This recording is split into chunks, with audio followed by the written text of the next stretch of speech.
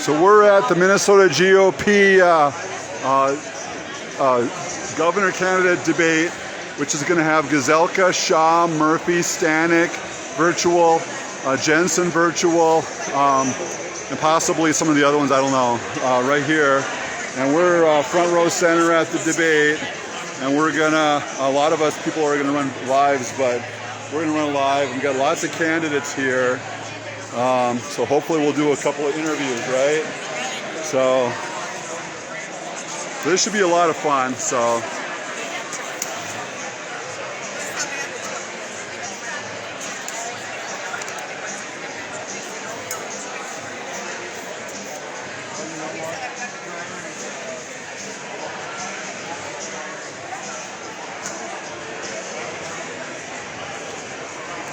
I don't need to be this high.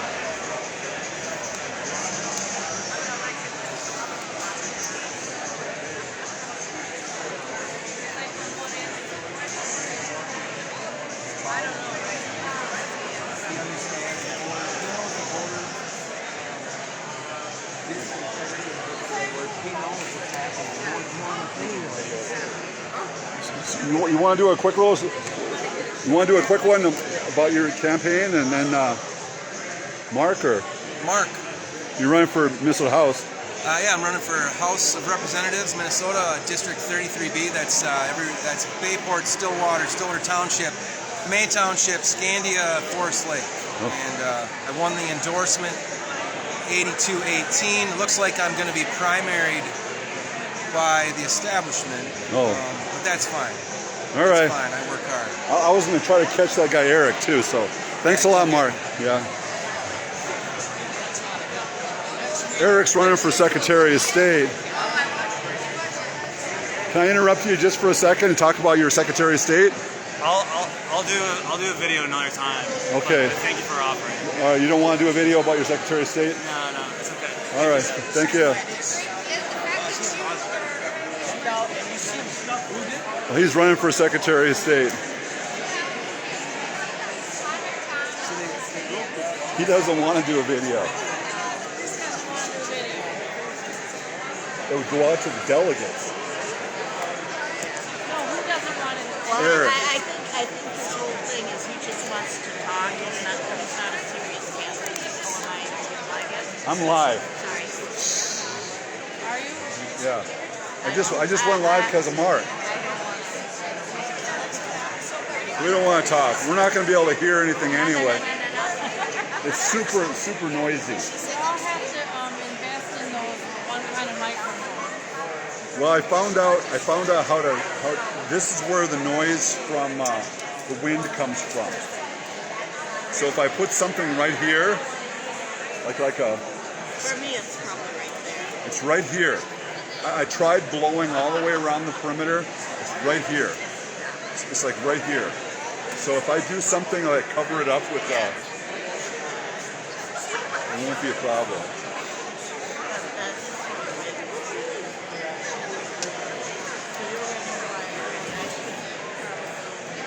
Mine isn't going to be live.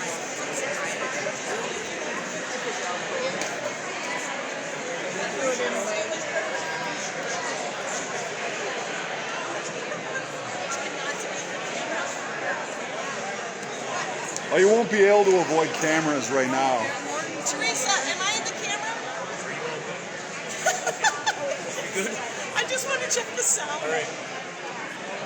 You should do a sound check now.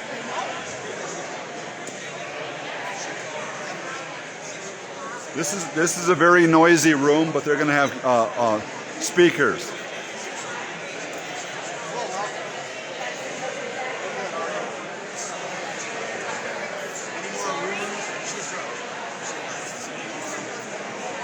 So we got lots of the candidates here, all over the place. So, and this is a different kind of a debate, right? Yeah. Sounds like one where they debate or they can ask each other questions.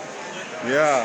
So is it going to start pretty soon? It's supposed to start at 6:30 and 6:37 now. Is there a bathroom around here? I'll go use it. They're 7 minutes late. Are they that way? Bathroom? I don't know. I went down the hall and then I got locked in. Oh, Take it with you.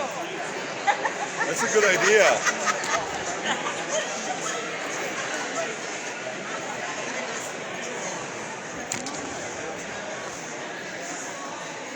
Is there some of the candidates? So here's Gazelka, and there's Neil Shaw, and then there's Mike Murphy. How you doing? Is there a bathroom around here somewhere? Where's everyone else? Just one. Are you going to live stream with the rest? Oh yeah.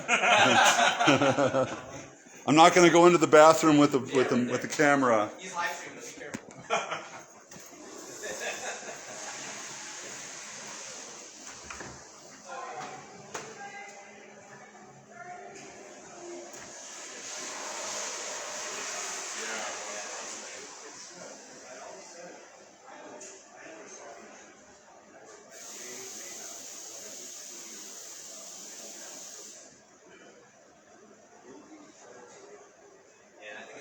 They have a pretty, it seems like a pretty spread platform. This is like that, okay, there's no reach driver, sort of maybe that was, but I think they're pretty good.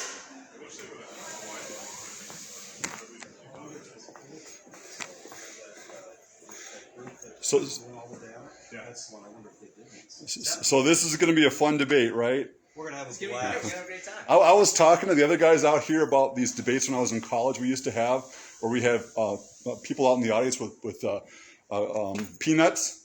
We put trash bags on, have garbage things here, and if they throw peanuts at us, and so. Yeah, I think we're good to go. All right, yeah. So we're gonna be live streaming it. Lots of people.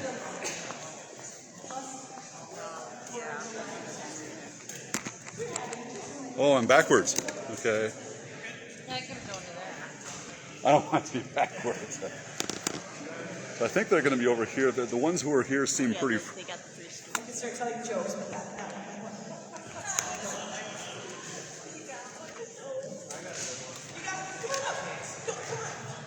Dad joke?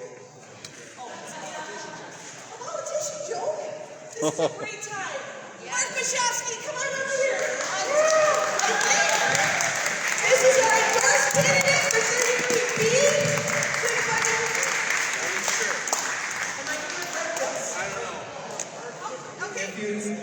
She said she's okay, so it's a politician joke. It's a good second for that, right? It's loosened everybody up. So if you ask a politician to tell the truth, the whole truth, and nothing but the truth, what will you get?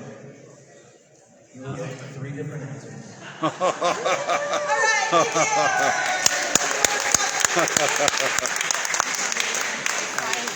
I thought he was going to say silence too. I'm waiting for a lovely little red light on the little Emperor house right now. So that's why we're just waiting for it.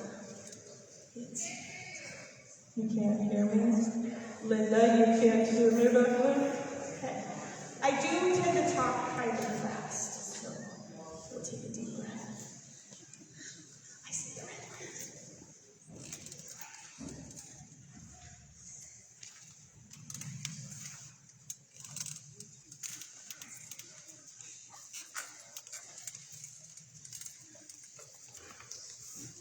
Just looking at my wonderful body.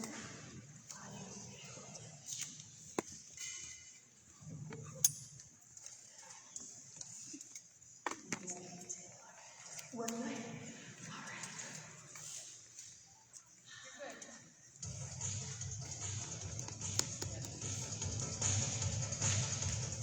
Ladies and gentlemen, please join me by giving our Republican gubernatorial candidates a round of applause for their diligence, their sacrifice, their valiant spirit toward the cause of saving our state from radical tyranny.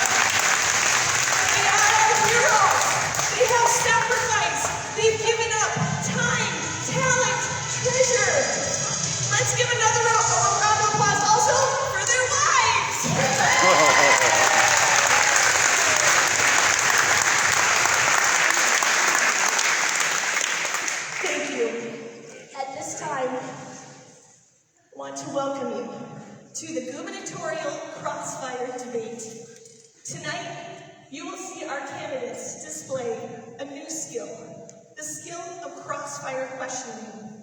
The format comes from the public forum debate, which allows the candidates to create questions and question each other. This format allows us to see how they can handle tough questions in the heat of the moment, which we know our governor will have to do. I am Kathy Smith, the proud chair of the Fighting SD 33.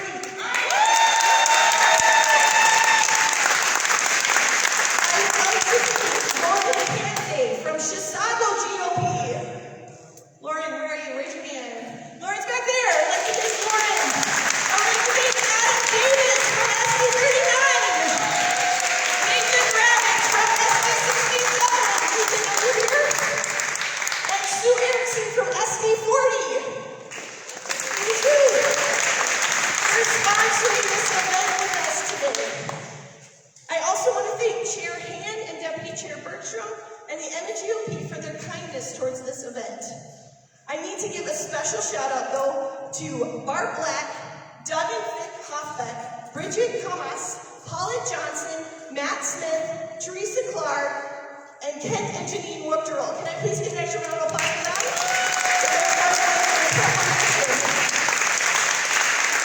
And their unwavering perseverance.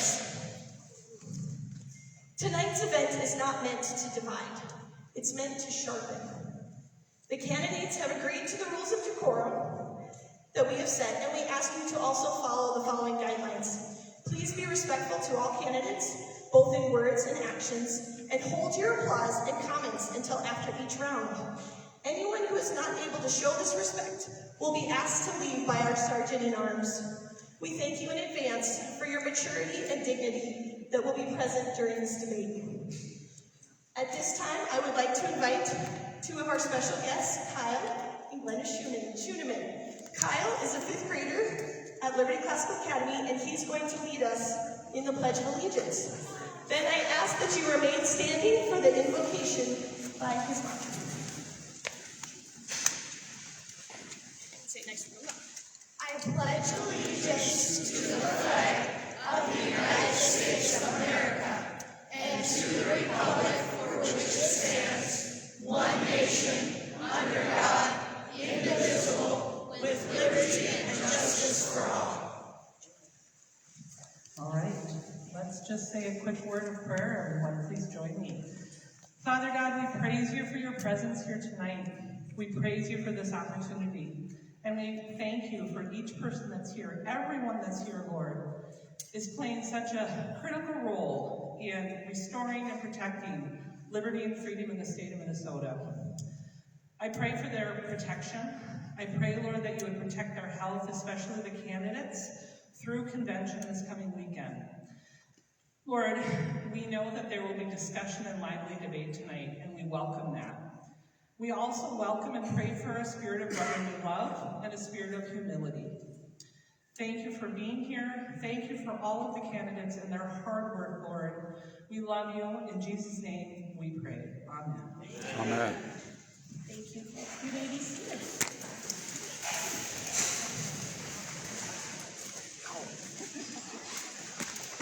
This evening we will have 3 sections. The first section will be introductions, and then we will begin round 1 of the crossfire.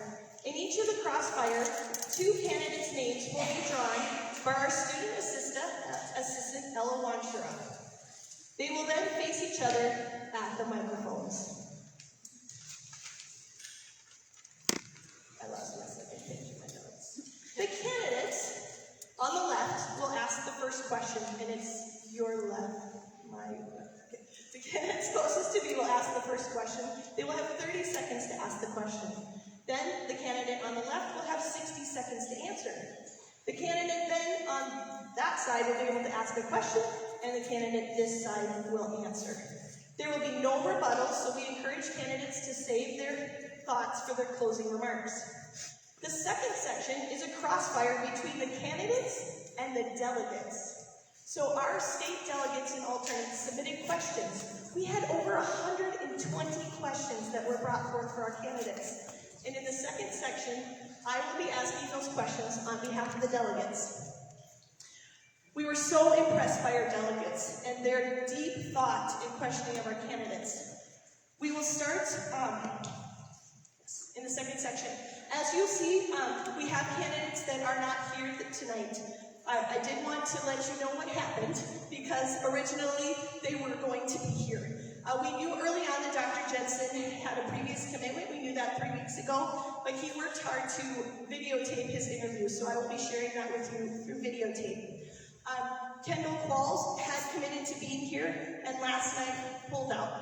So I have not a lot of information, just that he chose a different event than tonight. I did let the campaign know I will read his questions that will be remained unanswered to the empty mic. Rich Stanek, as you are aware, was in an accident, and he came to decide that it would be difficult for him to be here live, and unfortunately we weren't able to coordinate his interview questions today. So that is why there are 3 here. But I let these 3 know how important it is to us that they are here live, how important it is to you as delegates, and what that means. So can I have a round of applause for them?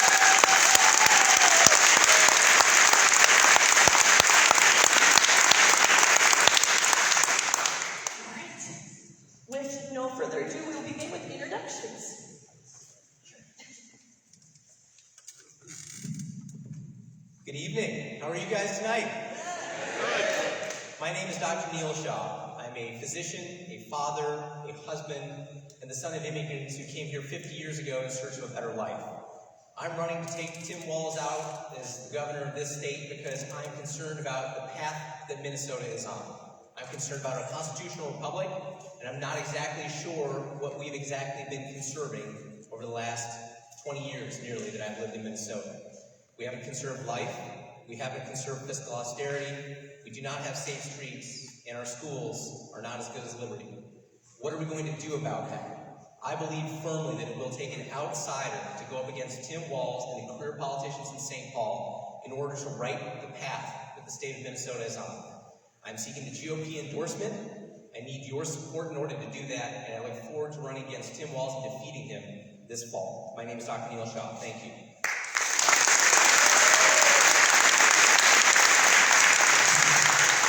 Good evening, everybody. How are you? Thanks for being here. I'm running because it's time that we do something different, that we put somebody in office who's actually accomplished only what others talk about. As the mayor of Lexington, just across the freeway over there, when my residents asked me for Second Amendment sanctuary, I gave them Second Amendment sanctuary. When they asked for health freedom sanctuary, I protected their health freedoms and made my city a sanctuary city. Free of all COVID mandates and all of the masks in our schools. We never had masks in Centennial School District all whatsoever because of what we did.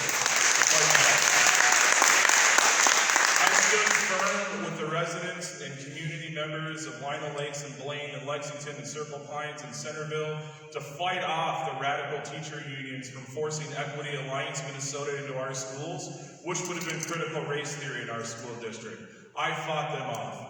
I'm a proven leader, an executive of my community, which I know I can be a great executive of our state as our next governor. I'm a small business owner, I have a law enforcement background, and I'm ready to fire Tim Walz, and I'm asking that you stand with me and help me take the state of Minnesota back and win in November. So God bless all of you. Let's have some fun tonight.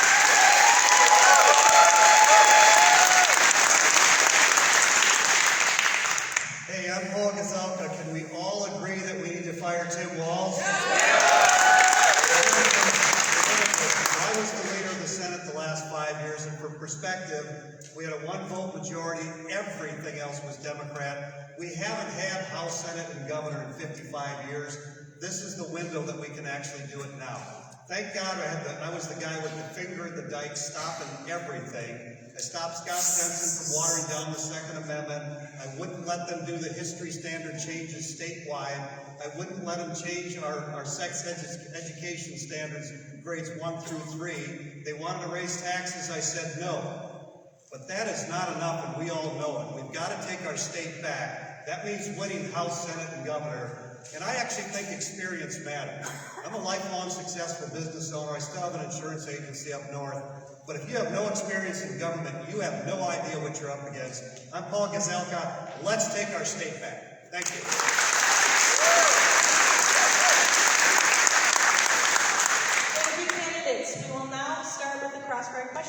hello, would you please tell us the two names that you draw out? Jensen, Okay? Shaw. Jensen and Shaw. So Dr. Shaw, if you would like to come forward. For Dr. Jensen, I do have recorded. I ask for your patience as I deal with technology. He was able to answer your question. Hold on, the mouse. There it is. Okay. He answered your question. It's like you asked. Right. Would you But like I to ask it? I forgot. Okay. Yes, that sounds All good. right. So, again, two keys for you. Yep, we're going to try this. And then we're going to do that. And then we're going to do, nope.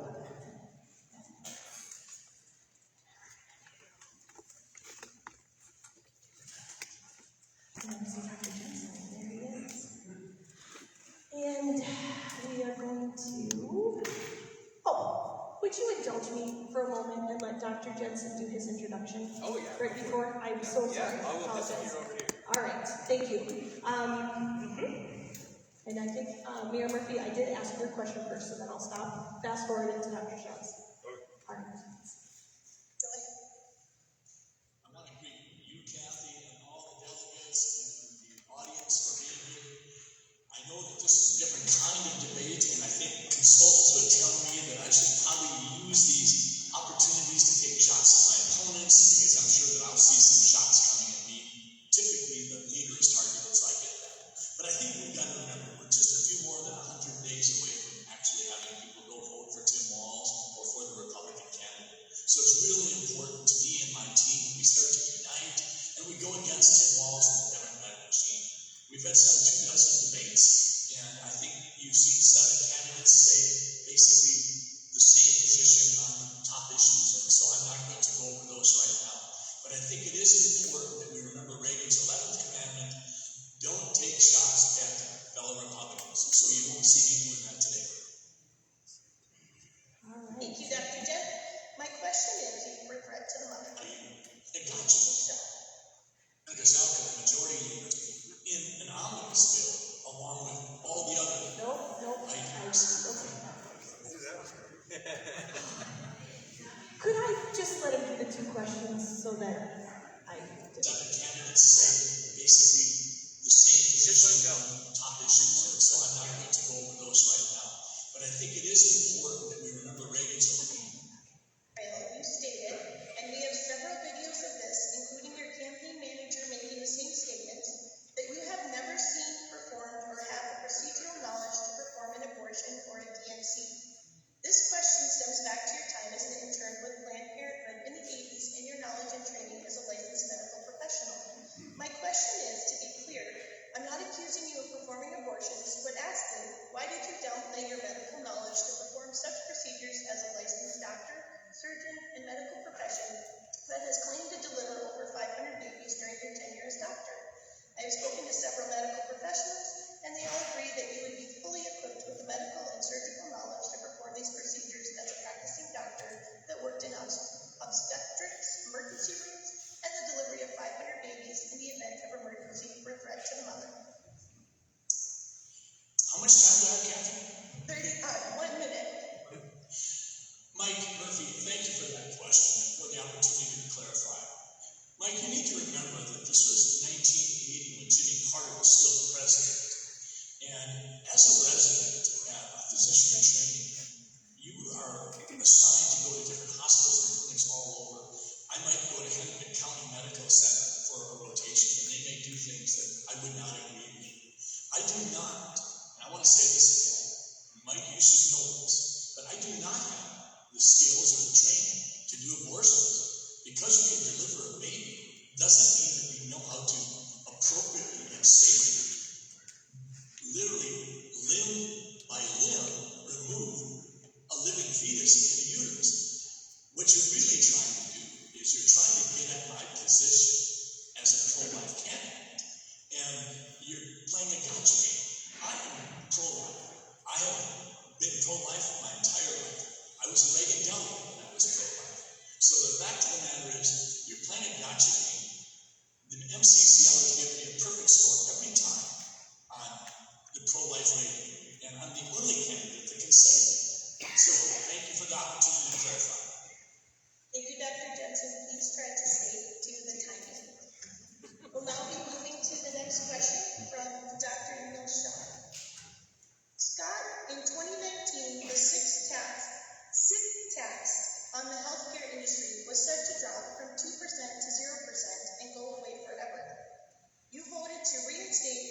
tax indefinitely at 1.8%. Do you consider this a tax cut, and how do you justify that vote? In 2019, I did everything I could to stop the sick tax from coming back on. It was scheduled to go off, but Senator Gazelka, the majority leader, said that it may end up being a part of the negotiations, and it ultimately ended up being so. Senator Jim Abler proposed a bill with the MMA, and I signed on to that, and it was to do with claims expenditures assessment, and it would be a way that we would not have the sick tax. We tried to move that forward, but the Senate leadership did not allow it. I did everything I could to prevent the sick tax from being reinstated, and it ultimately came back to the senators in an omnibus bill, along with all the other items that were involved in that omnibus bill. I've been on the record over and over again. I object to the casual omnibus bills. I understand the reality of it, but this sick tax was put back in place through negotiations between the House leader, the Senate leader, and Governor Walker. I had nothing to do with that, and virtually every senator in the Senate voted for it. So I never supported the sick tax being reinstated as a specific issue, but it became part of an omnibus bill, and virtually the entire Republican Senate voted for it. All right, we'll bring Dr. Shaw up. So he just answered Dr. Shaw's question, and now, Dr. Shaw, I will tell you this. Are you ready? I can also my thing on you. Okay.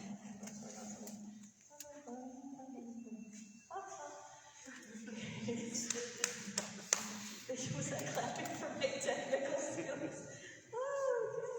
All right, Dr. Shaw. This is the question from Dr. Jensen. Neil, what are your thoughts when you saw your beautiful baby girl for the first time? And are you ready for 4 in delivering your kids? 4 and 4? It's a great question. My first thoughts were don't drop her. I was 0 for 3 at that point on drops, and I needed to make it 0 for 4. Be all happy to know that I'm 0 for 4. There's nothing more terrifying than having a dermatologist deliver your babies. My OB has stood over my shoulder for all of them, but I have managed to be the first set of hands that have caught all of my kids. And it's a potent reminder of why we need to fight so hard for life. Life begins at conception and ends at natural death, and it ought to be defended every step along that way. And as your governor, I will be unwavering in my dedication to stop the public funding of abortions in Minnesota and do everything I can to save as many lives as possible. Dessa Grace is a gift to Sarah and myself, along with the other 3 of our kids. And unfortunately, nearly 10,000 Minnesotans never get the chance to be born every year. And that slaughter must end, and it will when I'm your governor.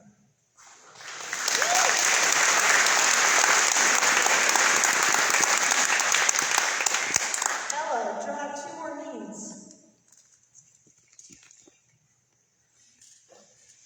Gazelka, Shaw. We Shaw and Mason. It's okay, Murphy. Why don't you come on up? That's great.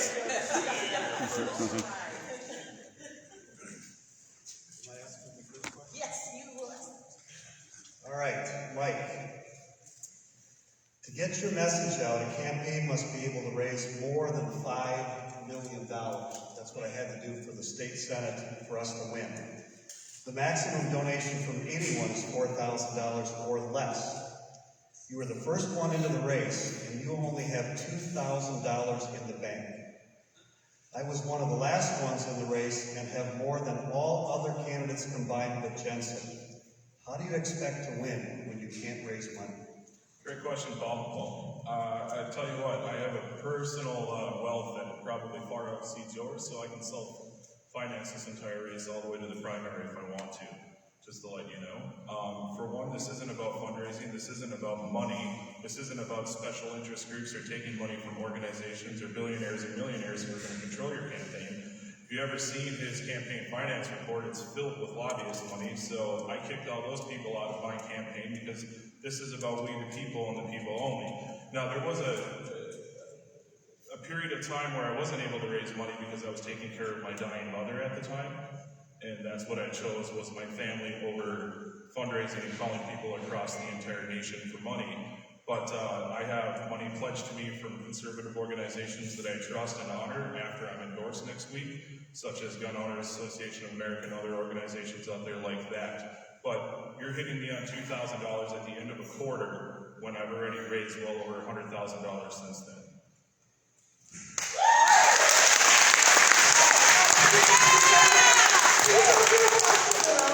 Thank you. Mayor Murphy, you may now question Dr. Senator Gazal. This is fun. Why is it taking this long for us to finally do one of these? I need you to explain to me omnibus bill after omnibus bill after omnibus bill that you pushed through the Senate. And I'll just start with the, I don't know, because there's too many of them here for you. Oh, let's talk about the cronyism and weakening the elections by allowing House File 3429 to go through the Senate that weakened our 2020 elections by allowing no excuse absentee ballot voting. So I hope you all know that omnibus bills have been around since the Civil War, and it's not so much an omnibus bill, it's whether a bill is good or a bill is bad. Each one has a category, whether it's higher ed, education, Department of Health and Human Services, DNR, etc. And it depends on what you put in the bill. So our goal is to have less in every bill. I think we want less spending. Democrats want more spending. And that's the conflict when you have divided government. But there is nothing that I didn't trust Mary Kiffmeyer for elections to handle, and she was the key person on that. She was the Secretary of State. But omnibus bills by themselves aren't bad. It's what you put into them. What if, as governor, I demand an omnibus bill that cleans up the child care assistance program that's been abused, it cuts the Department of Health and Human Services over 10%, and it shrinks the number of employees that work there. That's a good bill. So that's how omnibus bills work. I just thought you should know. Thank you. All right, thank you. Now you can advance.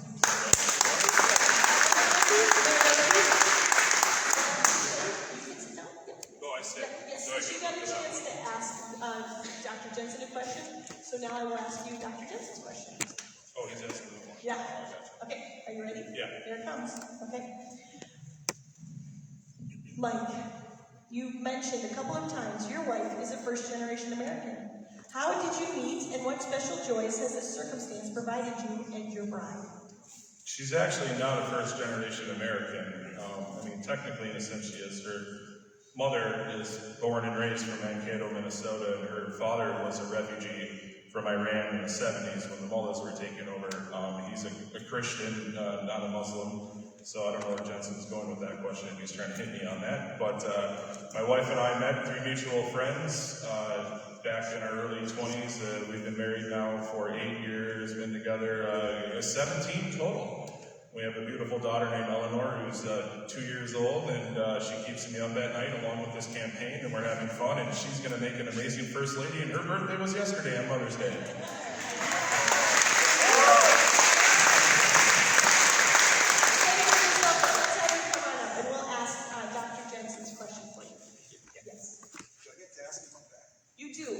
Would you like to start? No. Okay. First, Dr. Jensen's question to you. Paul, what inspires you every day? Pitching us all softballs and being way too nice. I'll just tell you, I'm a follower of Jesus. That's ultimately what I get up to every day, and want to serve him in every way I can. That's how I led the Senate. I told people we're going to treat people the way we want to be treated. We're going to lower the tone in the Senate because it was caustic when we took over. And that would be number one for me. Number two is being gratefully married to my wife for 40 years this June. And anybody that's been married any length of time knows that it's no picnic navigating through marriage. But thank God that we are where we're at with 5 kids and 5 grandkids, and that's what makes me tick.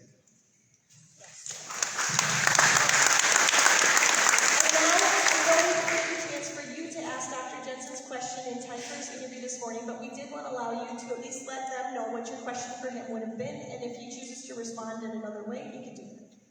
Yeah, so I think being governor is critical that you have somebody that makes good judgment on a regular basis. And so I would have asked Scott, you did intern at Planned Parenthood. I believe him when he said he didn't do abortions, but you get to choose that. You did choose to have a forum with John Thompson up on your side, giving him equal play. The guy that kicked out of the House Democrat House because he was too extreme.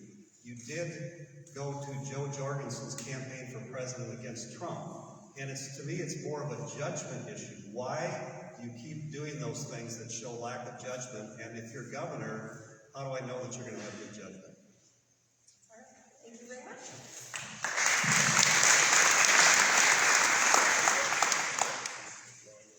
Well, now to you, Dr. Shaw and Mayor Murphy. Dr. Shaw, you can go first.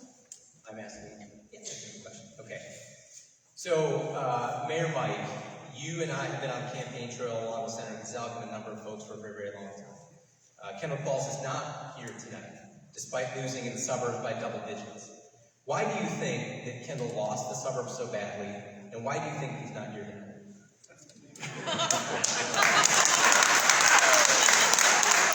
Great question. I feel that Kendall lost the suburbs because he's not a native Minnesotan. He just moved here just a few short years ago to work for Medtronic and then run for Congress. But more importantly, one of the biggest reasons why I think he lost in 2020 is because he refused Donald Trump's endorsement 3 times over, making him the only congressional candidate in the state of Minnesota to refuse an endorsement for President Trump in the 2020 election. And he doesn't resonate well in the suburbs, minus, communities like Wayzata and Orange. So I think that he's just out of touch with Minnesota values.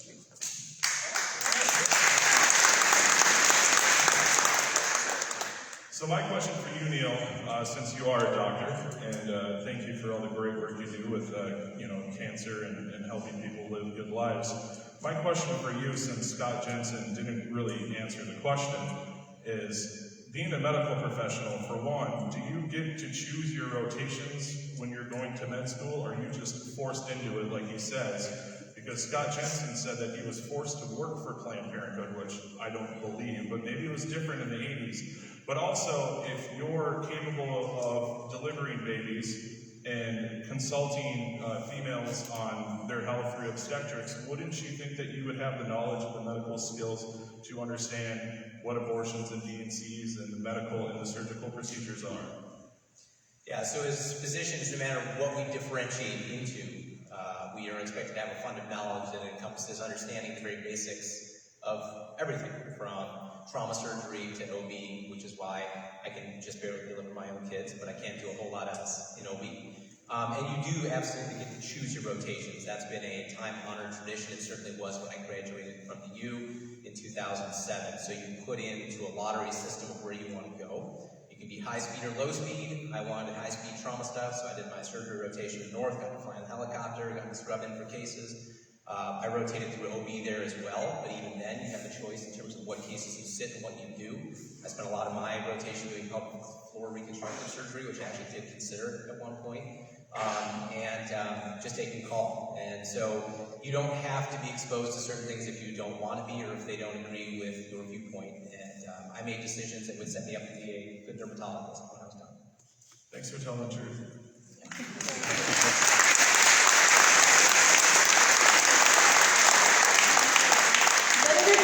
Dr. Shaw.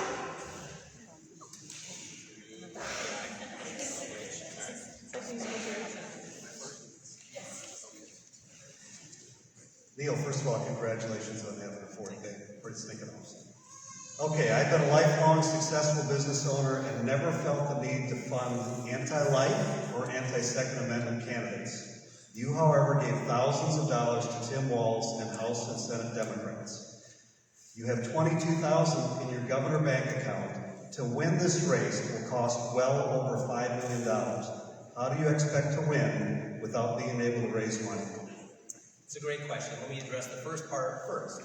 So in 2018-19, a group of independent physicians, there's about 5 of us left, tried to sit down with people on both sides of the aisle. We gave the majority of money to Republicans, but sat down with Tim Walz as well.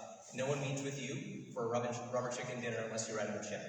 What I learned from that process is that the current political class on both sides of the aisle don't care at all about keeping small medical practices viable. They're too busy cashing checks from Pfizer.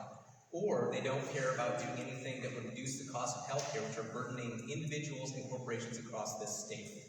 We try to do that, and I learned my lesson that the career politicians in St. Paul do not care, and they are willing to sit down with you and whisper sweet nothings in your ear and ignore everything that you do. Just like Donald Trump tried to play in the swamp and donated to both parties as a businessman, he realized eventually he'd have to take matters into his own hands, and so he ran for president.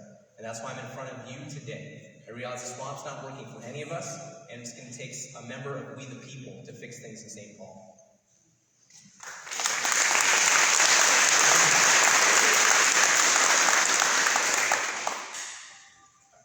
Senator Gazelka, when you read Scott Jensen's website, you find that he has completely changed viewpoints based on what he says now versus his voting record when you served him. You had the opportunity to serve with him for a number of years. What do you think has made that change? Which Scott Jensen would we have if he was governor, and what were your frustrations with Scott during your service with him? So I didn't know this question, just so you know, but when Scott tried to change the Second Amendment, I had to stop him. And for him to say now that he's so strong for the Second Amendment, it's offensive to me, just being pro-Second Amendment. When he voted for government-run health care, and I had to stop him, that bothered me. When he chief authored ranked choice voting, and now he's against it, that bothered me. When he co-authored recreational marijuana, and now he's against it, that bothered me. And so I talked about judgment, and I also talked about record. Because I think in the end, if you have a record, you should pay attention to what people do, because then you're going to figure out what they're going to do when they're governor. As governor, you know what I'm going to do. I'm going to defend the Second Amendment. I'm going to defend life. We will lower taxes. We will take our state back, because I know what I'm doing. Thank you.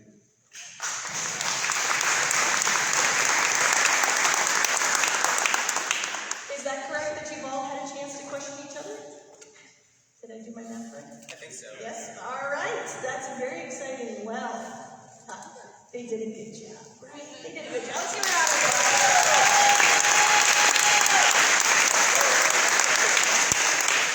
Would you like to hear what the delegates want to know? Yes. I would like to hear what the delegates want to know as well. Let's see. To do this fair, can I go alphabetical order? Yes. Sorry, Paul. All right. Come on up to the hot seat. I'm going to ask these questions, and these questions were submitted by our delegates and alternates, and you have 1 minute to answer. If you were endorsed by the Minneapolis Police Department, why was Minneapolis left to burn into the ground and no help competent? We really need an answer to this question to understand. Thank you. I wasn't endorsed by the Minneapolis Police Department. I was endorsed by the Highway Patrol for governor. The chiefs of police gave me the Legislator of the Year award because they don't endorse. The Minnesota Peace and Police Officers endorsed me for governor. That's 10,000 members because I stood up for the cops. I would not defund them. I would not dismantle them. I held the line. And when the 3rd precinct burned down, right after that, I called the White House the very next day and I said, Governor, where are you? I texted him, then called the White House because he was not around. And he let this whole thing burn down, and it's on him. It's not on Mayor Fry.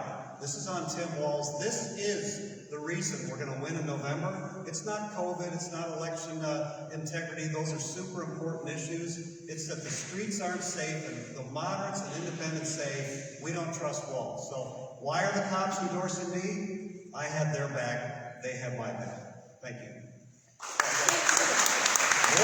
The next question. Please provide your stance on the red flag agenda proposed, for or against. Absolutely opposed to red flag laws or universal background checks.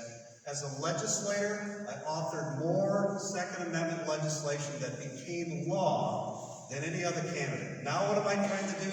I want to do stand your ground. That's the one I think we can get next.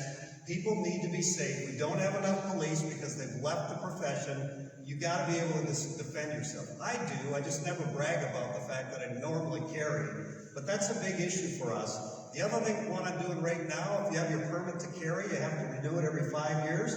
I want it to be a lifetime. If we can't get constitutional carry, how about a lifetime permit for your permit to carry? I'm pro-Second Amendment. You are running a campaign. Please I'll take the claps if I should. You are running a campaign saying you would give the surplus surplus back, yet you're avoiding to spend it on various items. Why are you saying one thing but doing another? No, I would say the same thing. I would tell you that Mark Dayton wanted to raise taxes, and we didn't raise taxes. Walz's first time 3 years ago wanted to raise taxes $12 billion, including the 20-cent gas tax. This is how much he got. Instead, what we did is we lowered the income tax for the first time in 20 years.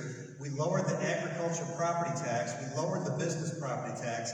And I wish we'd gotten rid of all of the 2% sick tax.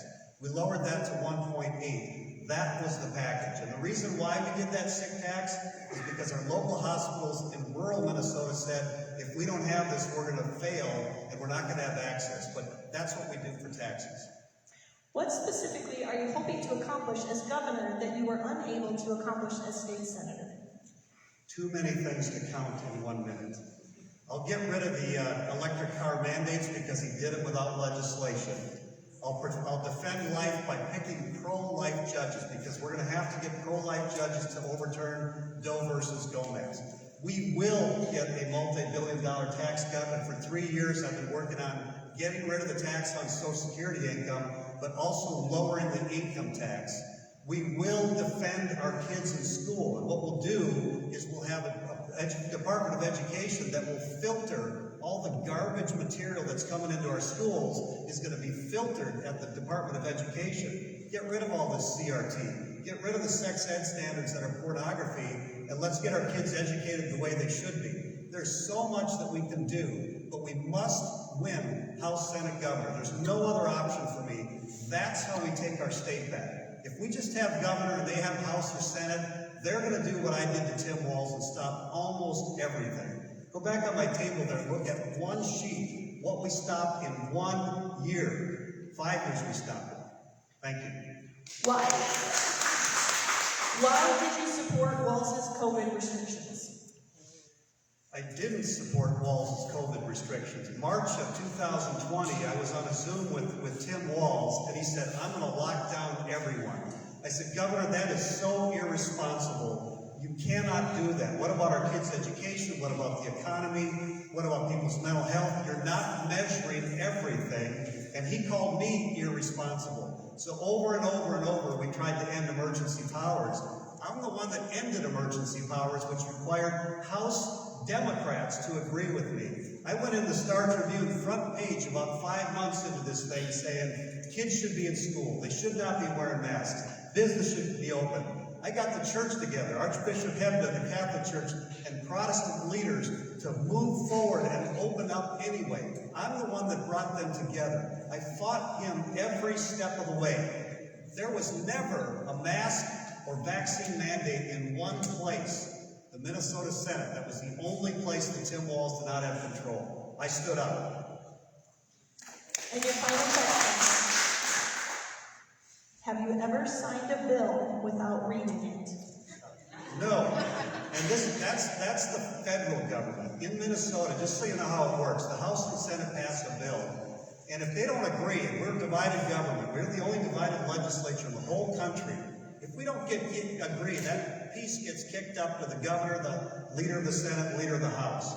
Whatever is in that remaining part, I always brought back to my 34 Republican senators and said, this is the deal I can make. Scott Jensen, Michelle Benson, and company, do you agree? And that's how we got it done. So we review every single bill before it gets to the floor. We're not the federal government. We're the state of Minnesota, and Republicans know how to lead. God bless you guys. Thank you. All right, around the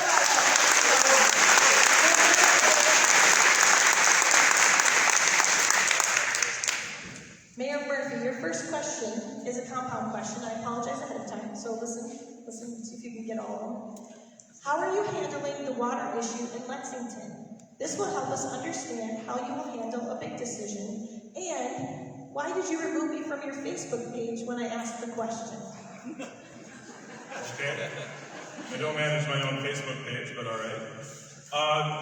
There's a very limited amount I can talk about this water issue because it's under litigation, but basically my city and the city of Blaine share a water system for the last 54 years, and the city of Blaine decided that they were going to go off on their own without including us in this project where we built out a joint water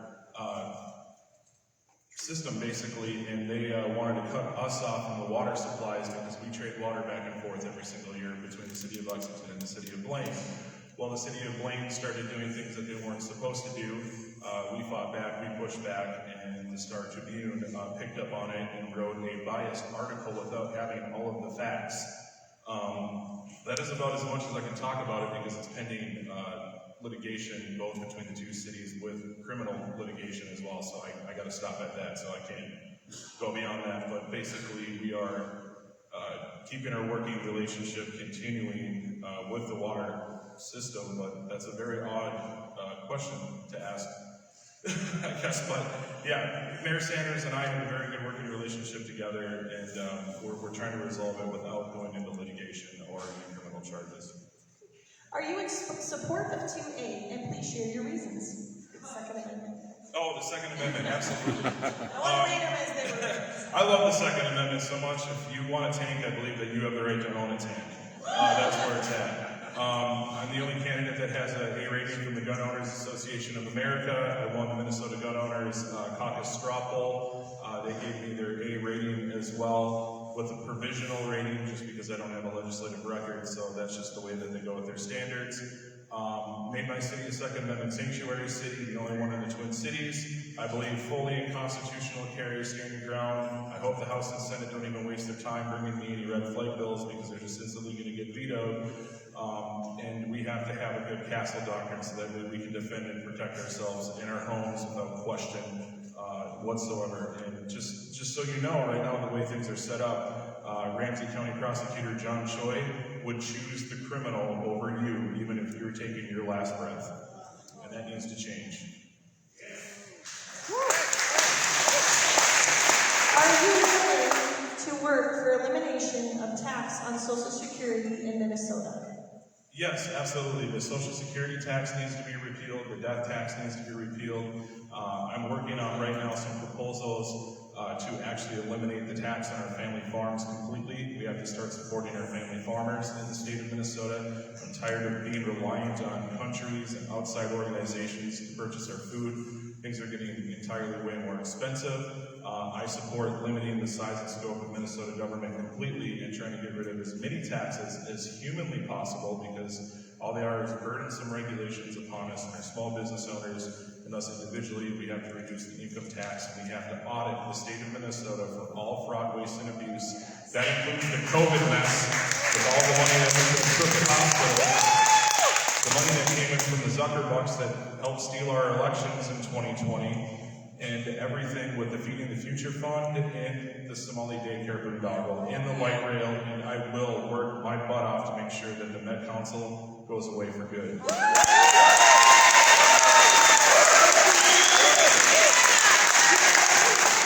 actually answered my last question in your last response, so well done. See?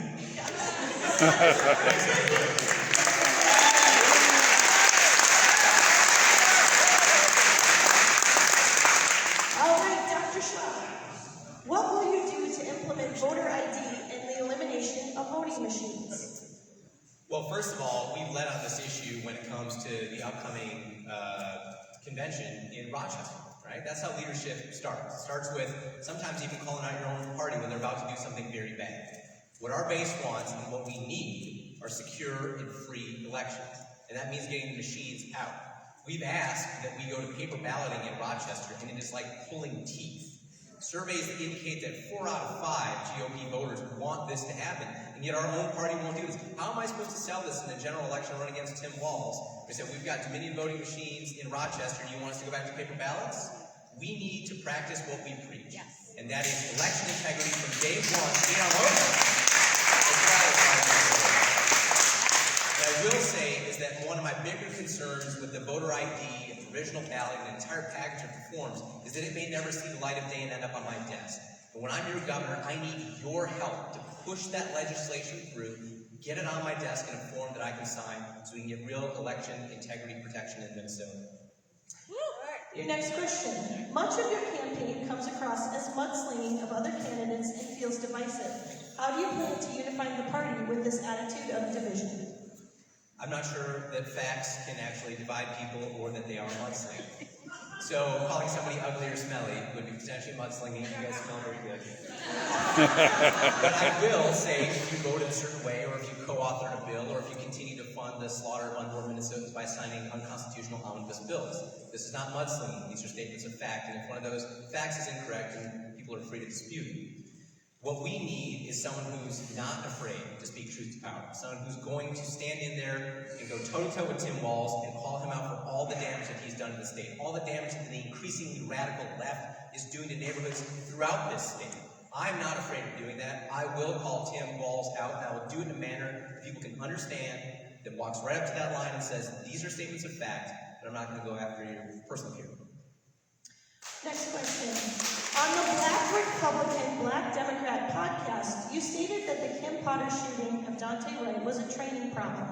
In light of her conviction, do you still believe it was a training problem? And if so, how would you address police recruitment, especially in high-crime neighborhoods? Yes, I do feel it was a training issue, and she was a training officer, and it was incredibly tragic what happened, but there's a reason that the taser is in the position it is, and the pistol is in the position it is. We need to ensure that law enforcement has adequate training and support so that they can go out on the streets, be safe with themselves, be safe with suspects, and ensure that they're able to do their job and come back home every night. The war on law enforcement and police has unfortunately resulted in some of the lowest classes that we have entering the police academy system. So where used to be hundreds of individual applicants for maybe 10, 20 spots, now it's a couple dozen. If we don't fix that and make law enforcement a job where you can be supported and have the back from the governor and from the legislature, we're going to continue to see a decline in the quality applicants that we have. And that is going to lead to more training accidents, more police brutality, more issues down the road. We have to have law enforcement, they have to be well-trained, and we need good people going in to a career in law enforcement. On the issue of the Never Again pledge, would you really sign no legislation for 4 years? How do you plan to handle running the state if we don't win the majority in both the House and Senate? The Republican Party in this state has lost its deterrent capability. We don't go to the map on every single issue or every single tax. But if the DFL has absolutely no fear that you do have a nuclear option and under the right circumstances you will exercise it, they will continue to roll you time and time again. We could and should have deployed that option to shut down government to end the unconstitutional mandates that Tim Walz abused in terms of his emergency powers. And that is why there is nothing more important than ensuring a tyrant cannot take control again of this state. The Never Again bill is the strongest piece of legislation we have to reform emergency powers. It puts me, the governor, in jail if I take away your constitutional rights. You cannot, as Kendall Walz wants to do, put the Constitution on a holiday for 30 days. The Constitution never goes on a holiday, and we never should have shut down, and that's why we need to pass that bill. The corruption in the last 2 years of mandates, lockdown policy, and the flat-out lies in the media need to have accountability. How will you make sure that anyone who pushes the lies and the corruption, who pushed the lies and corruption in the last 2 years, is held accountable with consequences that matter, not only for politicians, but also media, healthcare, administration, etc.? One of the issues we have in our state right now is that you don't have access to all of the data that you need to have access to. So we have a state burden of a FOIA, or Freedom of Information request. But there are certain black boxes that you can't necessarily have access to. I think you should be able to read everybody's email that works for you. If they're a legislator, if they're the governor, no private email accounts like Tim Walz had. Everything is public, and there should be a criminal penalty if you violate that law. How can you hold your elected officials responsible if you can't even figure out what they've done? And this is how messed up things are. You can't even audit the voting machines in this state, as some activists have been, or investigative journalists have been looking into. You can't even query what was the final data that came out of that machine. We know what the paper was that went in, we know the paper that came out, but what was the number that was uploaded? We need to have access to all of the government's data if we are to keep government responsible. They got away with as much as they did because they knew they were hiding in the shadows. And as your governor, you'll force all these people out into the light, and you will be able to keep your government accountable to the people.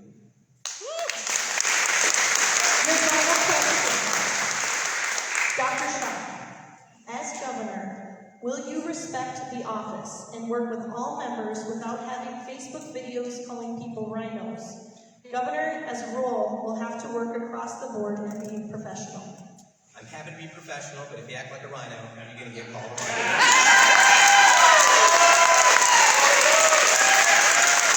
Let me be absolutely clear about what governor is. It is a separate, co-equal branch of government. I do not expect Christmas cards from the legislature or the judiciary, and I will dispense no quarter if they misbehave in terms of upholding the Constitution of this state. My promise is to you, to the Constitution, and to make a more prosperous and free and successful Minnesota. That is what I am running for, and that is the only end that I serve. And I hope that I can have a good relationship working with everybody, and I think there are even things like school choice that can pass with bipartisan support. But again, I'm a separate co-equal branch, and I'm not out here to get Christmas cards.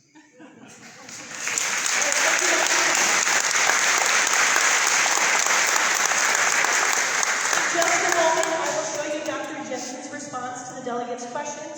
But before I do that, I do have a statement from the Kendall Falls campaign, and I would like to read the questions that were for Kevin.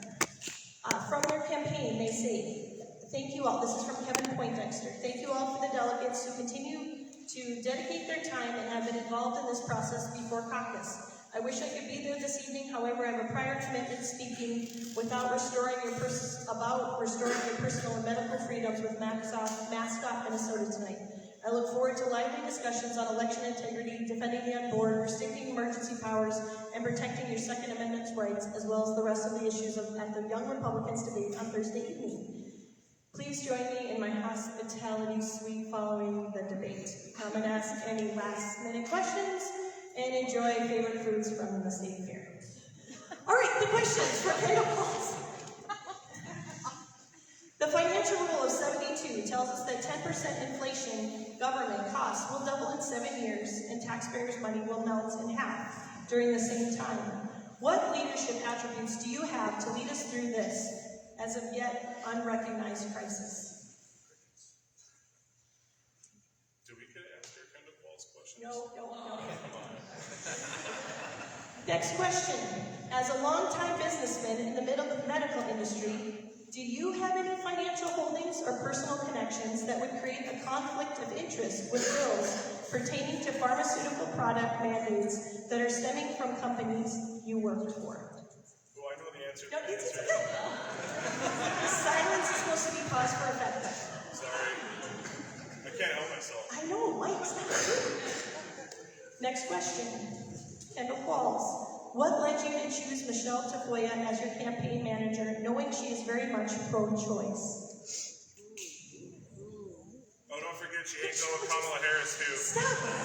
I'm going to have to escort it out. Sorry. People need to know the truth. No. They can ask Kendall. Kendall Falls. What is the difference between your emergency powers reform plan and the Never Again bill? Since you refuse to sign the pledge, why do you think your plan is better?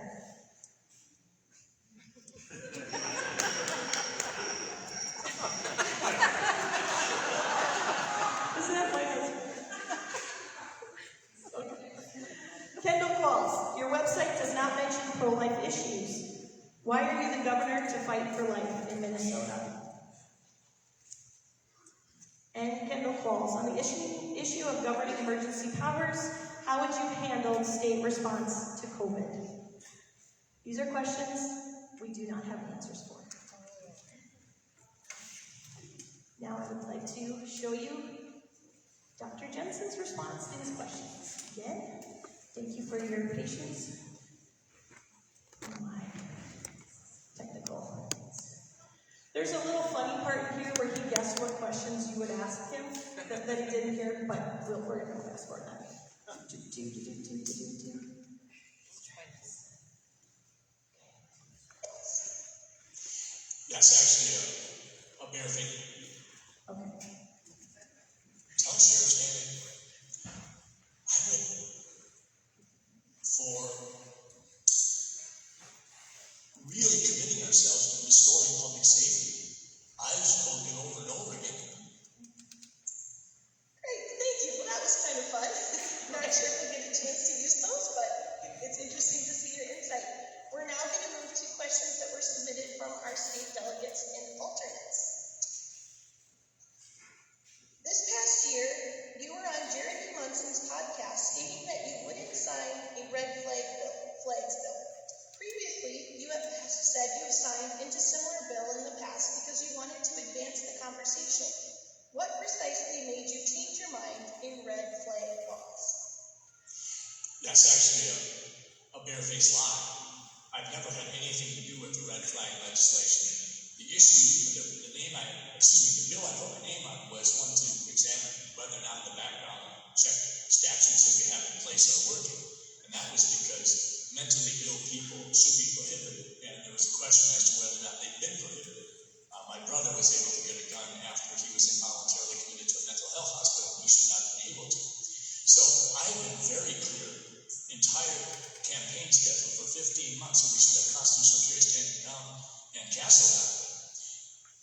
There are risks you take when you serve in the Senate in order to push the conversation forward. And in 2018, I was willing to take the risk of trying to compel a conversation that would allow us to get standard ground legislation potentially passed. Bottom line is, in 2018, we had a Republican House, a Republican Senate, a Republican Lieutenant Governor, and a weakened Democratic Governor in Dayton.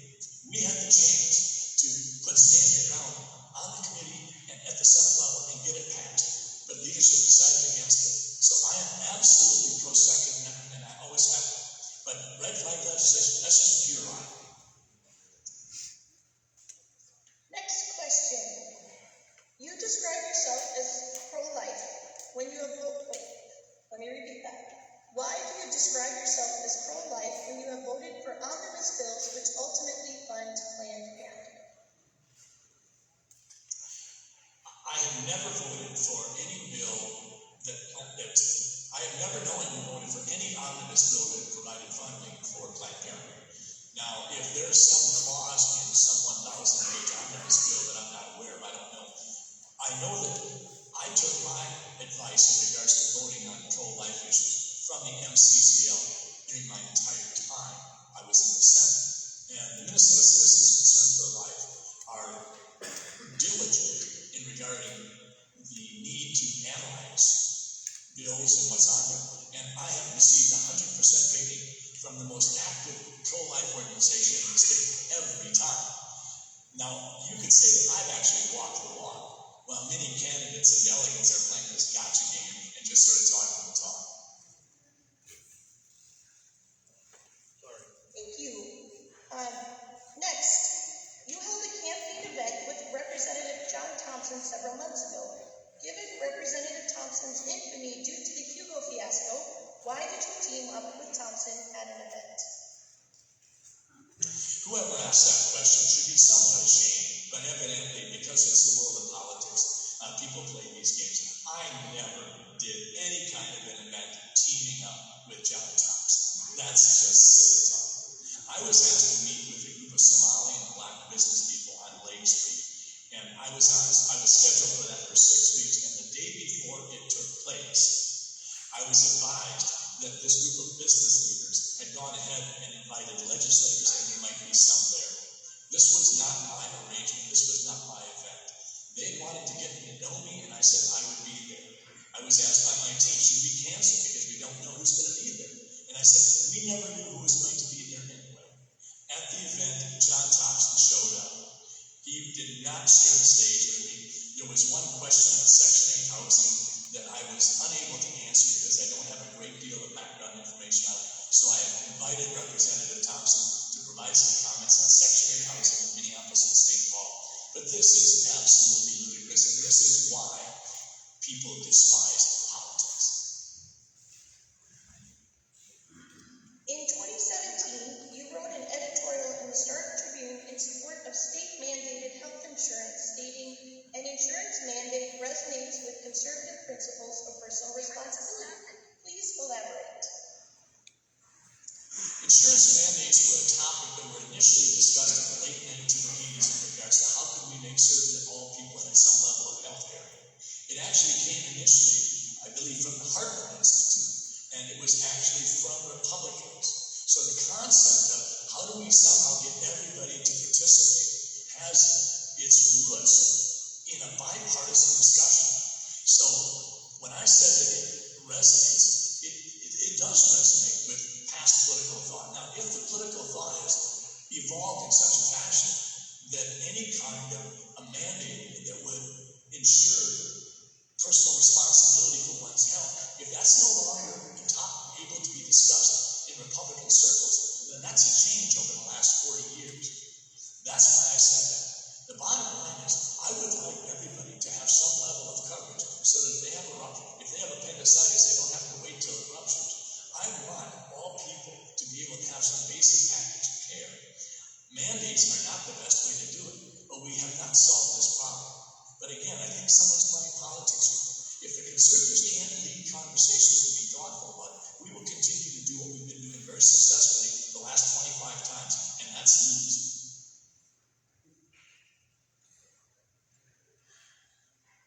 said that we should have a discussion about how could Minnesota look if we didn't have personal income tax. Is this just a discussion topic, or are you going to pursue getting rid of personal income tax?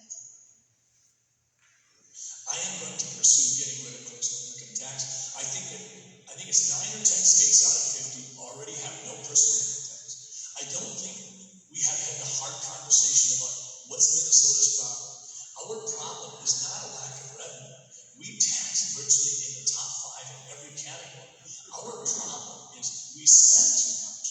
We spend over $30,000 on average per welfare recipient, while none of the surrounding states get to $19,000. We have got to talk about why do we have a statewide property tax that affects only industry, commercial, and people who own a cabin? I definitely want to talk about how do we get rid of the personal income tax? What would Minnesota look like? How would that stimulate our economy? What would we need to do? It's not enough simply to say we're not going to double tax Social Security. That's a given. We should not be doing that. Thank you.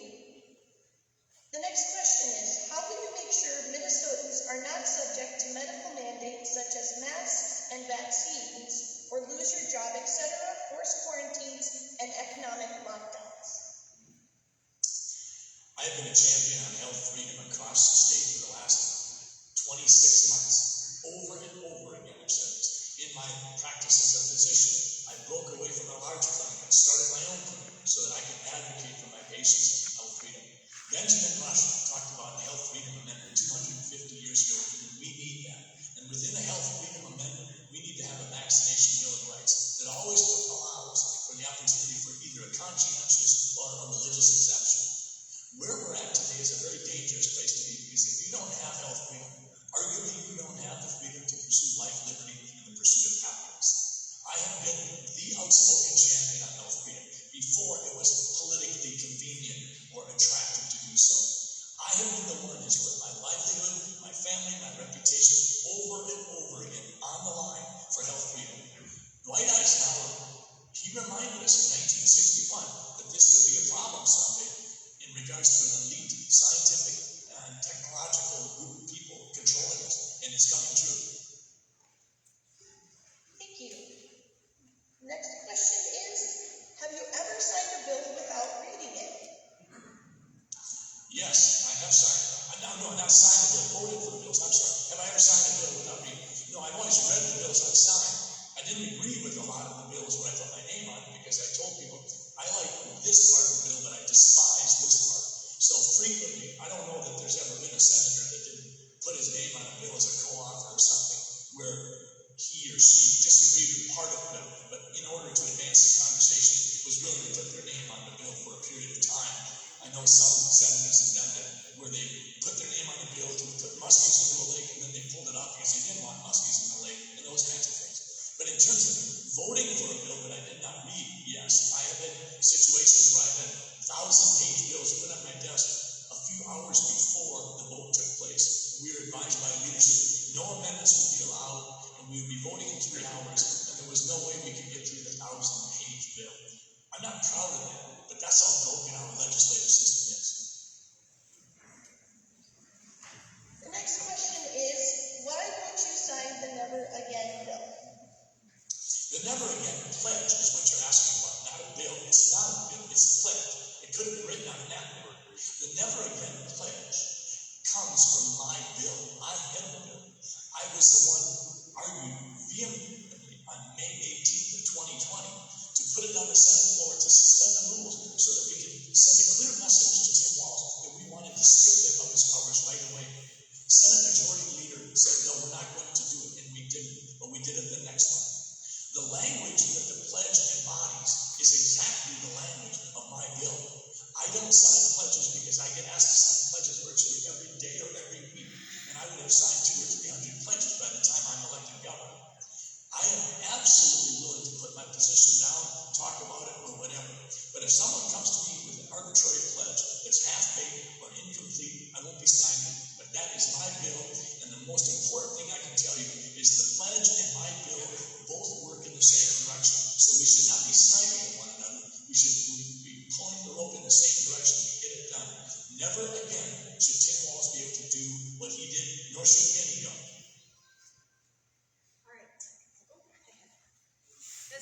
of applause for Dr. Jensen.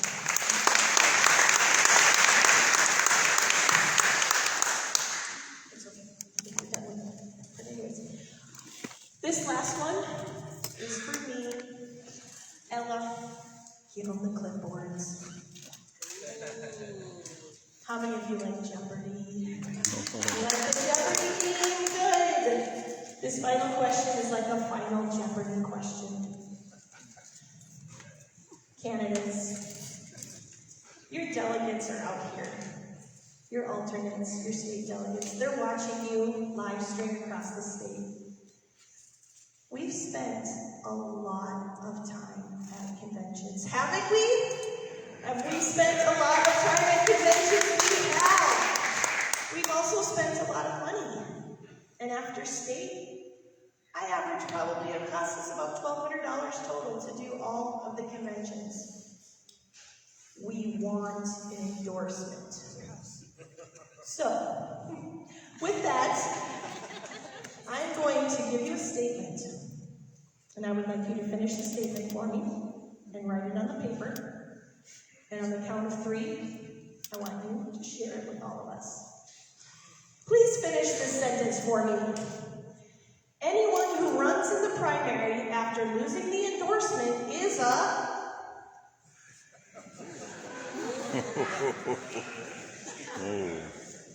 They don't show it. Shoot, I have Dr. Jensen's also. Do I have to keep this PG? Yes, because of the rules of decorum that you're supposed to read. Okay, out of fairness to you guys, you should be able to see what Dr. Jensen chose to, but I closed my computer. And now open it. And there it is there. And I'm going to pause this and put this forward. And I did the same thing to him. Oh, he's writing. See, there he is. I can't see him. Oh, thanks for telling me. Okay. See, he's got the same face you guys have. Okay, ready? 1, 2, 3. Go. This weekend and just get to it. All right, sorry. Okay, what do we have? We have schmuck, loser, Mike? Jerk. And then finally, a problem. Can we get a round of applause?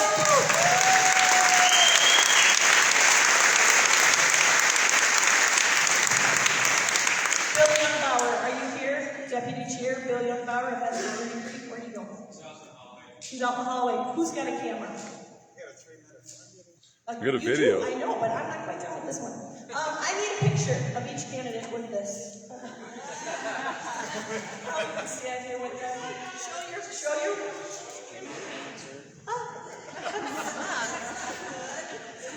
He's calling me a schmuck. Now this one's calling me a loser. And this one's calling me a jerk. Oh, that was cool. Let's hear for Bill, Deputy Chair of SB33. I was just wanting to get some pictures. All 3 of you, line up there. Yeah. If you want to get that one in there too. Well, that's class. I was the only one that answered it in the form of the Jeopardy question. Yeah. Thank you. Yes. Smile. No, in all seriousness, I mean, as though there was a little bit of fun in there, I know you guys can understand our heart. That we are looking forward to supporting our candidate together, right? We made this.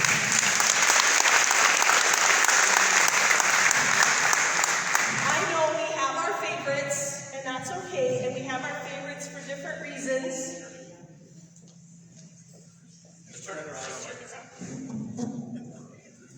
We have our favorites for different reasons, but come Saturday by 6 p.m., we are one. We have to be one. We have to be one party, or we will lose. And I know you understand that, but I really need you to understand that. From somebody who's brand new to this, and there's a lot of us that are going to be at convention, we need a candidate. And if we have somebody that goes to primary and takes our energy away from focusing on the most important thing, it is going to be very frustrating for the new Republicans that are here. So I plead with you, my heart, our heart, that you would abide by the endorsement, and let's all pray that he gets an endorsement on Saturday for whoever it is, because we love you all. We support you, we love you, we care about what you're doing for sacrifices that you made.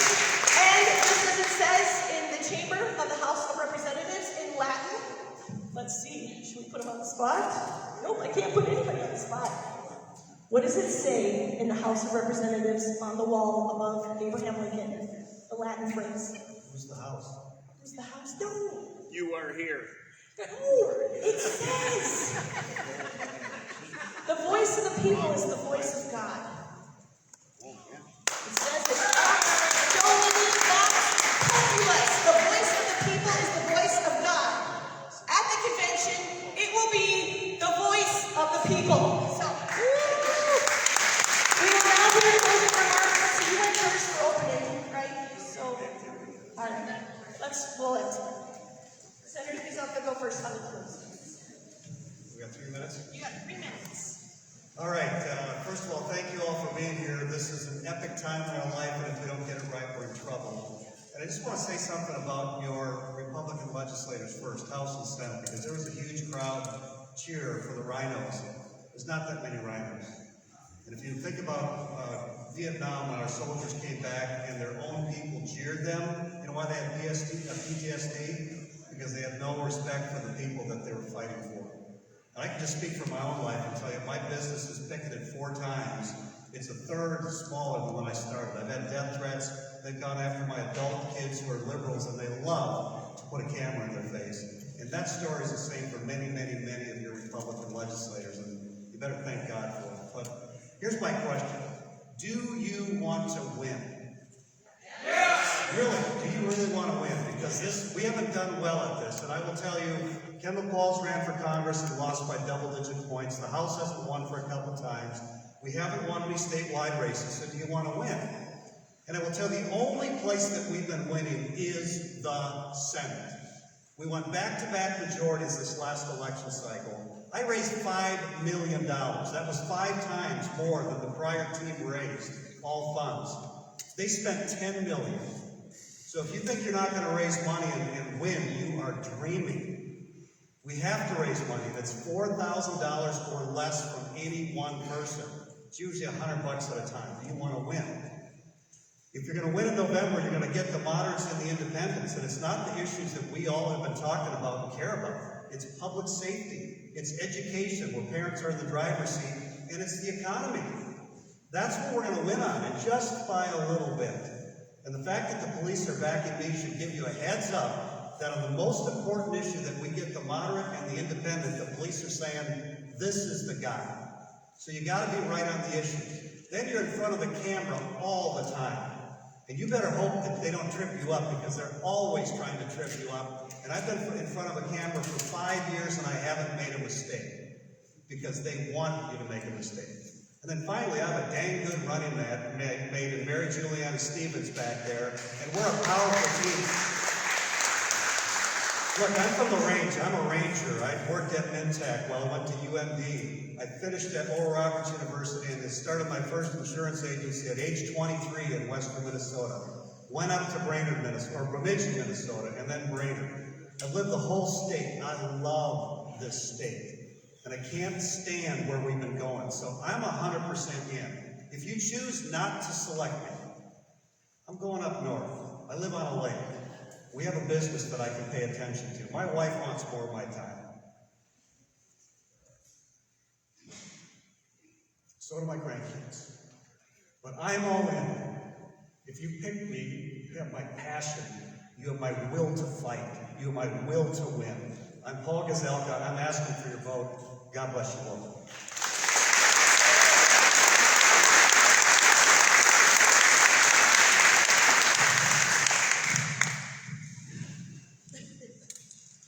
Thank you guys for being here tonight.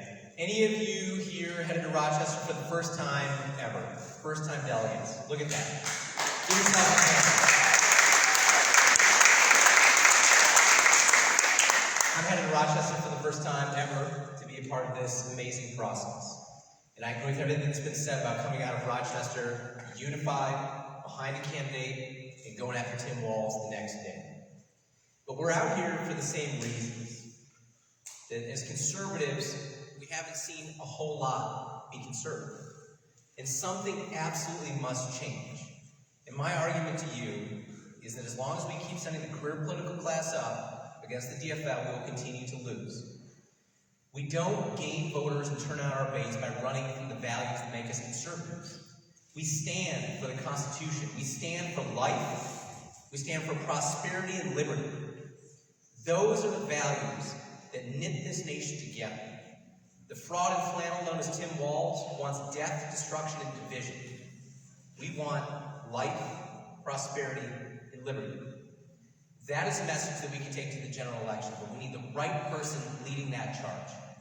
People who have never voted for a Republican in their entire life are going to open their eyes for the first time and say, I am tired. I am tired of what has happened under the rule of Tim Walz. And he does think he's a ruler.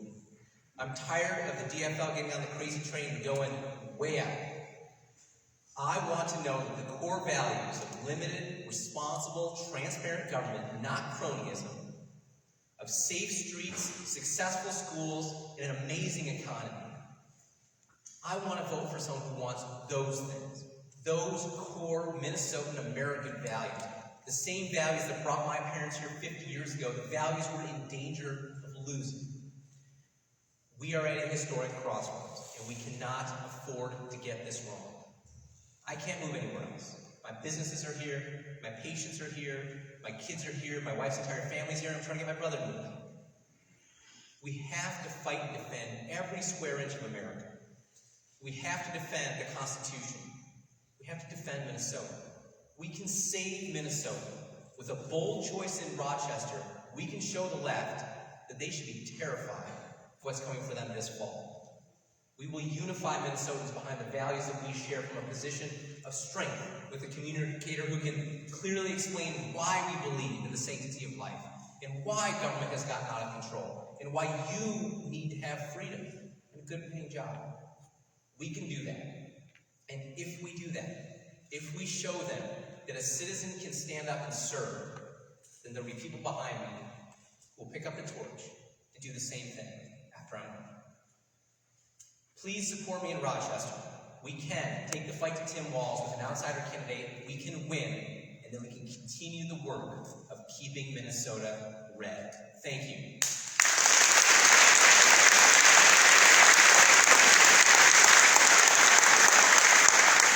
Thank you for your time this evening. I wish the other candidates would have been able to join us, but unfortunately they weren't unable to. Maybe it's because they're scared. I know, just my opinion. But here's the truth. All of you who raised your hand, who came here today because politicians raise money, why did you become a delegate? Because we the people are pissed off, right? And I'm sick and tired of the same thing over and over that we continue to do. We sell ourselves to special interest groups and lobbyists and millionaires and billionaires like so many of the people I'm running against have done. They owe favors to those individuals, and it stops becoming about we the people. That is one thing that I've learned as being a mayor of a community, is you have to be responsible to your constituents, because on the first and third Thursday of each month, my community comes to my city hall, and what do? They hold us responsible for the decisions that we make that affect their daily lives. And we stopped holding our governor, our attorney general, secretary of state, our legislators responsible. And it's time that we have a candidate that we nominate that isn't beholden to anybody else to take on Tim Walz and beat the Democrats this fall. And that's exactly what we need to do, because I'm sick and tired of tyrants in office.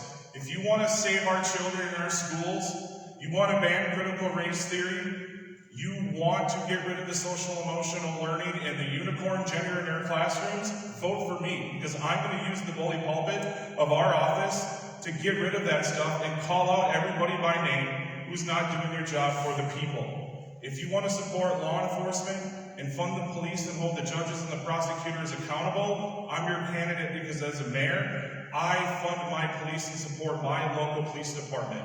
If you want to stand for the Second Amendment, I have your back with that, as I said earlier. I am the best choice to go against Tim Walz because I can win on the issues. It will not be about a campaign about my past and my voting record or anything that I've done or said. They have nothing on me.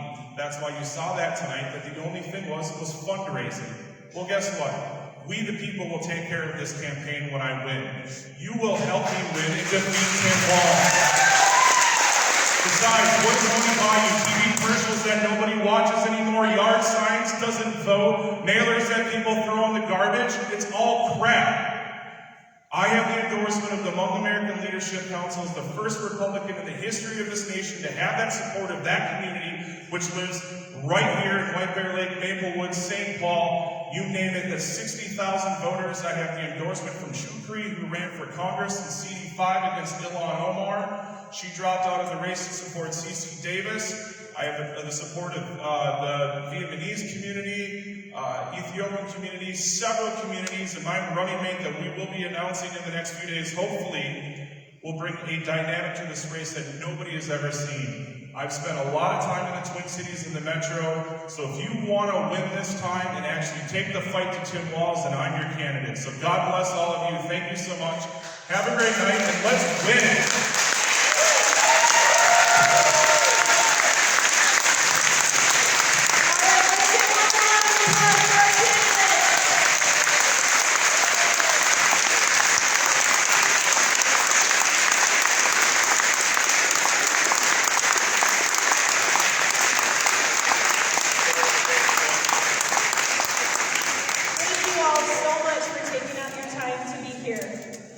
I know these guys would love to talk to you, so please feel free to stick around. Again, one more applause for our candidates.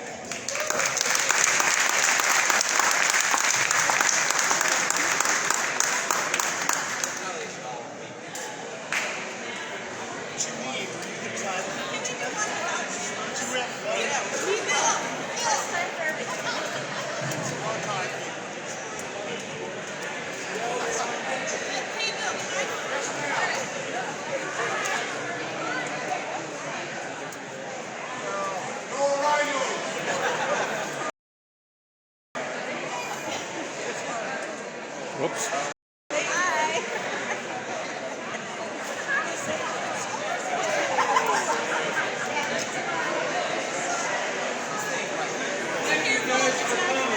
As an actually undecided delegate, two of you guys got up substantially, and the two that weren't good dropped good.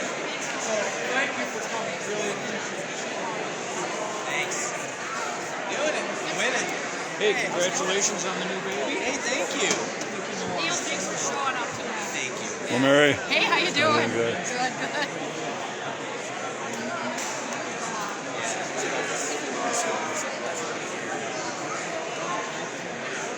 You guys did good. Hey, thanks, Robert. Yep. Appreciate it. Hey, nice to meet you.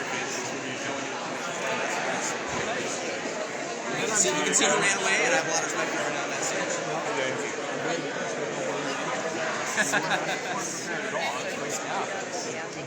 And for bit. You guys did good. You Thanks, guys did man. good. Appreciate it. Thank you.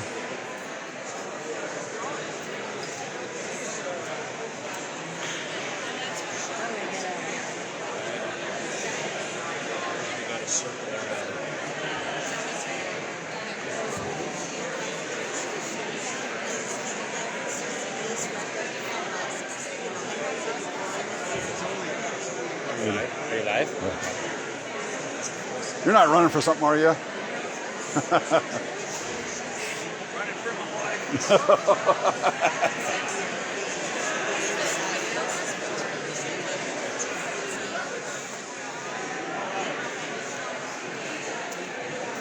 I think I'm going to just focus on him. Marvin.